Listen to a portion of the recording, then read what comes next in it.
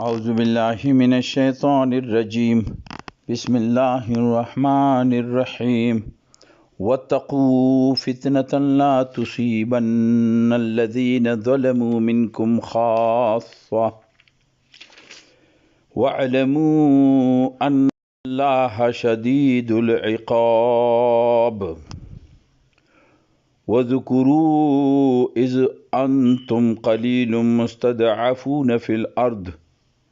تخافون أن يتخطفكم الناس فأواكم وأيدكم بنصره ورزقكم من الطيبات لعلكم تشكرون صدق الله العلی العظیم. انتہائی قابل احترام دوستانو، سورہ انفال آیت نمبر 25 اور 26 مطالعہ کو کیدای شي چې موږ 25 بیا پریدو، ځکه چې د 26 پریدو د 25 آیات سلسله چې ده هغه د ورستو آیات سره ده. پرون چې کوم درس اختتام مشکړه په دې خبرې و چې الله یې چې وعلمو خزان پوی کوي ان الله یحول بین المرء وقلبه، چې الله د انسان او د زړه په درمیان کې ده. یعنی د دې مقصد دا ده چې د انسان سوچ او د انسان زړه ویلی چې دا دوا دماغ او زړونه دا خپل کې یو بل ته کنیکشن کی، زړه خواهشو کی، دماغ دغه په مطابق منصوبه جوړه کی، بدن ته حکم میر کی اور بدن هغه کار مکمل کیا وی کی. نو دلته الله یای چې د تاسو د زړونو او د دغه سوچونو په درمیان کې زه موجود یم. او د دا مطلب نشو چې هر انسان سره بیل خدای دا، بلکې مقصد دا ده چې د تا سوچ او د تا فکر او چې کوم عمل کې هغه نه زه خبر یم. یعنی بنیادی عقیده د انسان په زړه کې دا کینی الله تعالی پهلا وانه الیه تحشرون، او بیا تاسو ټول ما ته واپس رسئ. واپس رتلنې مطلب دا ده چې اخرت وي او تاسو سره به حساب کتابي. اوس الله تعالی مخکې فرمایي واتقو، بچ کئ ځان، واتقو فتنه، هغه فتنې نه ځان بچ کئ، لا تصیبن الذین ظلموا منکم خاصه، هغه فتنې نه ځان بچ کئ چې کومې دی فتنې دایره به صرف هغه خلق کو ګیری، هغه خلق به دغه ګیری کې نه وي چې چا ګناه کړی ده. خاصه الذین ظلموا منکم خاصه، یعنی صرف هغه خلق به هغه فتنې کې نه رسی چې چا ګناه کړی ده، څوک موجب فتنه ده، بلکې هغه کې به ټول رسی. واتقو، تاسو ځان بچ کئ.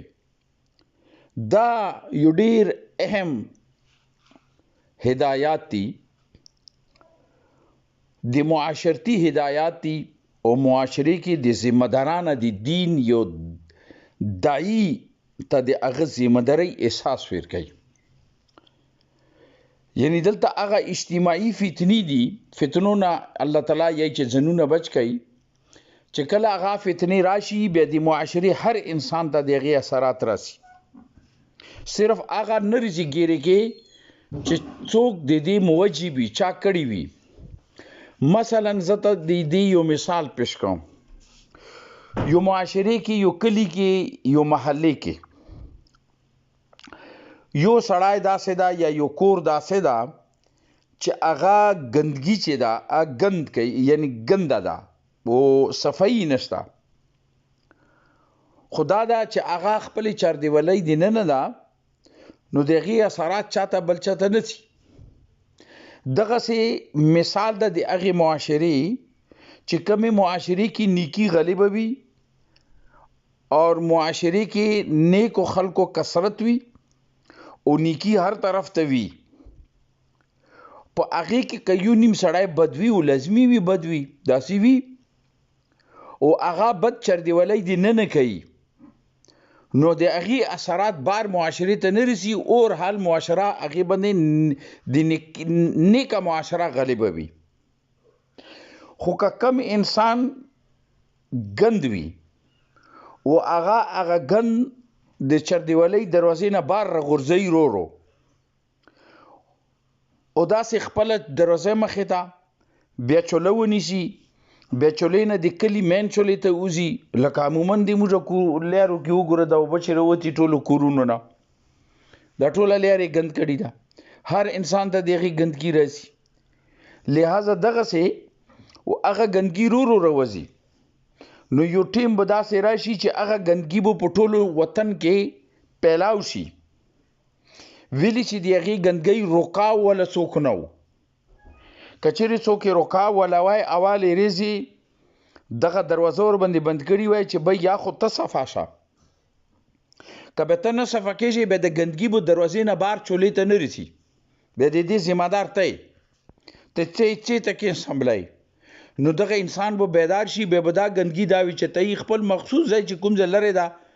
نو هغې حال به څه وي چې اچولو علاقه محله کلی داسې د ټول کلي باندې مثال واچوه کلی به د هغې ګندګۍ نه پاک وي مګر که چیرې دته څوک روکاو نه ورکوي او دا هغه ګندګي کوي د هغې ګندګۍ په اثرات کې کومه هوا چې د هغې کې به جراثیم وي هغې په زمرې کې چې کوم څومره بیماری لري چې هغه بیماري به صرف هغه کور ته نه لګي چې څوک ګندو بلکې د هغې اثرات به تمام معاشرې کې وي دغسې که چیرې یو انسان بد کوي او هغه بد وخت باندې هغه باندې روک ولګي او هغه یو حدودو کې وتړلی شي نو د هغې بدو اثرات به عام معاشرې ته نه راوځي واتقوا فتنه یعنی چې بچ کړئ ځان د هغو فتنې نه یعنی تیار اوسئ تاسو معاشرې کې په دې کوشش پکار ده چې تاسو معاشرې کې برایي چې دا هغه کمزوري وي او نیکي غالبه وي یو بل مثال زه درکوم د موږ علاقو کې نن سبا یو بوټی ده یو طرف ته د کیکار ده او بل طرف ته یو بل بوټی ده چې ته موږ بنګ یا یو کسي ټول وطن یې خسته ده اوس د وطن باندې دغو بنګو باندې څوک روک نشته لہذا څوک یې فکر نه کوي نو دا هغه پټای نه ده په دې باندې شامل چې چا پټي کې سوي و مخکې نه څوک یو ته نه غړي بلکې چې ټول بے فکر شو دا ټولو پټایو ته پیلاو شو هر چا ته راسي نو دلته الله چې الذين ظلموا منکم خاصه فتنې نه ځکه ځان بچ کړي چې که چیرې تاسو فتنه یو ځای کې وساره نه کا نو دغې فتنې اثرات په صرف هغه سړي ته نه رسي چې چا وجه فتنه ده بلکې د هغې فتنې اثرات به تمام معاشرې ته راسي دا هغه خبره ده په د آیات کې بنیادی طور باندې او د دې مقصد دا چې الله او رسول لکه ورستو آیات کې خبره چې الله او رسول چې تاسو کومې خبرې ته راغواړي نو هغه در اصل د تاسو د زندګۍ خبره ده تاسو ته یو بهترینه زندگی درکوي تاسو ته یو سکون درکوي تاسو ته یو صفا معاشرتي نظام درکوي تاسو هغې باندې لبیک وایئ او هغې باندې عملي طور باندې تیار شئ صرف دا نه چې موږ واورېدله او مو منله بلکې اورېدن او منن د تاسو د عمل په مطابق پکار دی چې څنګه هغې باندې تاسو عمل وکړئ قدم په وچات کوي یعنی دلته کې سوره انفال د جنگ بدر ده موږ د جنگ بدر سره که دا منسلک کو نو جنگ بدر ته چې مسلمانان الله رسول غوښتي در اصل دا زندگی وه که چیرې بدر کې دی کمیاب شوي نه وای که چیرې بدر میدان ته دی وتی نه وای نو کفار پوری تیاری سره رغلی هغې غزه بدر میدان نه واپس نه درو هغه په مدینې راتللو مدینه یې نیست و نابود کوله مدینه یې ختم کوله مسلمانان یې ختم کولو لہذا الله تعالی یې چې دغسې الله او دغه رسول تاسو یو زندګۍ طرف ته بیا د بدر د بعد چې کم جنګونو کم واقعات دي او کومه یوه زندګي دی یوه سلسله ده چې هغې باندې که غور وکړي بیا هغه یوه لویه سلسله ده بیا هغو ته یو وقار میلاو شو هغو ته یو مقام میلاو شو هغو ته یو روب و دبدبه میلاو شوه هغې ته یو حکومتونه میلاو شو هغه چې غلامانو بیا بعد کې هغو ته د ګورنرانو د علاقې ګورنران جوړ شو. نو دې وجې نه الله تعالی دلته کوي چې واتقوا فتنة. نو معاشرتي کې هغو ذمه دارو خلکو ته ایمان ولو ته دا هدایات دي چې که چیرې ته بظاهر خو دې منله خو مګر که ته ګورې چې تا معاشرې کې برۍ دي. ډېر داسې شیونه دي که زه مثالونو باندې پیش شم روان شم نو ډېر مثالونه دي. موږ علاقو کې ګوره که نه د منشیات دي که دا تمام علاقه دغو منشیاتو خلاف چې چا دا پیله کار شروع کړی او خرڅون که ده ته په دروازې ټول ولاړ وای چې خبردار دا کار به ځای نه کېږي ویلې چې دې زرې سره به نو مخکې لږ نشیان اوس ژش ډېر شو. اوس پورې څوک په هغې کوشش نه کوي ځکه چې دې ته اجتماعي قوت غواړي دې ته اجتماعي نظام غواړي او بل دا بیله ته هم نشي کولی ځکه چې ته چې کوې ته به ورسره بدي کوي ته به ورسره مړی کوي ټول کلی ګډ شي او په دغه اصلاحي کار ته ودري نو دا یو بهترین کار ده دا د الله او د رسول کار ده ځکه چې د هغې اثرات صرف هغه سره نه دي چې څوک یې خلي بلکې هغه پوره پیلو کېږي ځکه چې هغه یو ګند راوړی ده هغه ګند هغه چولې دی نه ده خپله کوي او خرڅوي یې او د ما بچای خلی تا بچای خلی هغه رور خلی دی هغه پلار خلی دی هغه عزیز خلی رشتہ دار غوړه خندنونه کورونه بچي خزه څومره بربدي ده هغه وجوهات داو چې اول ریزه کې نن طریقه پوره زیان چې مزه بچیم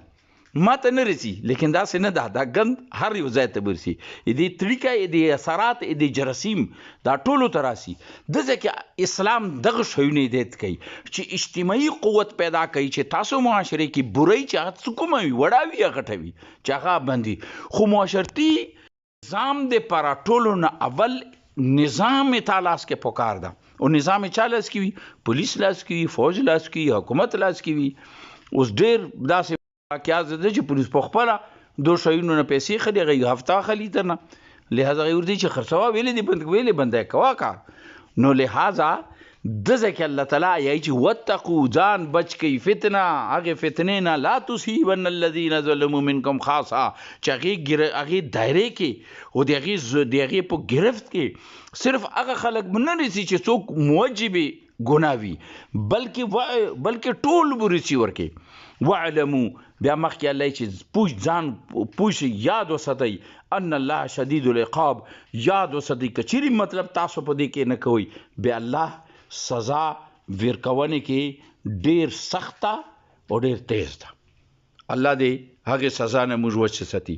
اوس که دا ته غور وکړئ ډېر داسې شیونه چې موږ هغې فکر نه کولو نظام مو داسې خلکو لاس ته لاړو چې هغوی خپله دغه کاروبار کوي لہذا معاشره کې چلند دې دغه شي نو الله دې نیک او صالحه معاشره نصیب کی الله دې موږ ته قرآن فهم راکړي دین فهم راکړي دې سمجھ راکړي دې په مطابق عملی زندگی انفرادي اجتماعي موږ ته جوړونې توفیق راکړي کریم دنیا بر کې اسلام ته غلبه ورکړي کفر مغلوبه کې او د کار خیر کې موږ ټولو ته خپلې حصې چونې توفیق راکړي. ربی کریم کشمیر و فلسطین ته ازادي نصیب کې غلبه ورته نصیب کې دشمنو ته مغلوبه کې او د دشمن تمام منصوبې ناکام و نامراد کې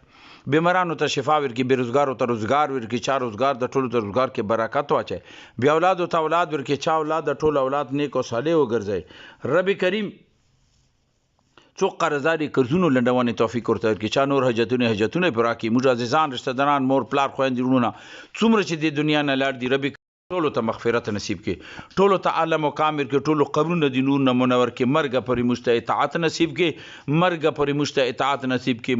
موږ ته ایمان نصیب کړي مرګ د بعد موږ ته مغفرت نصیب کړي د قبر د عذاب نه د آخرت تکلیفاتو نه او د حساب کتاب د سختۍ رب کریم موږ ته خپله پناه نصیب کړي. نبی کریم صلی الله علیه وسلم شفاعت قربت حوض کوثر نه موږ ته اوبه نصیب کړي جهنم نه مو وساتې پل صراط په لرې موږ ته موږ مور پلار ته خویندې وروڼو ته عزیزانو ته دوستانو ته رشته دارانو ته آل اولاد ټولو مسلمانانو ته خپله روشنۍ نصیب کړي. اللهم صل وسلم على عبدك ورسولك وحبيبك